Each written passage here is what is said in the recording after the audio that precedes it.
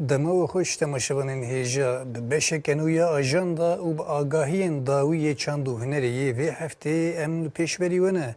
O ki her hafte beriyem dest bebekin kam binarım be ve hafte ajanda mede çeheye.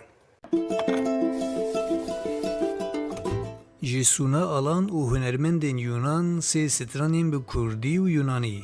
Piştî salên dirêj ji Serap Sönmez stranek ji bo fîlmê Kurdî yê nû Roj Baş. Kurtefîlmekî Kurd ê nû Çanax. Di Kurdî de bernameyek nû a stand-upê Tirş û Tal. Vekirina pirtûkxaneyek û şehîd Nagihan Akarsel xeyal dikir. Pirtûka nû ya Roza Metîna guliyên ji bêhna şemamokan û bi rêzikên helbestî pirtûka gotinên jiyanê yê nivîskarek ciwan. Peykerên hunermenda İngîlîz a ji pirtûkên kevn.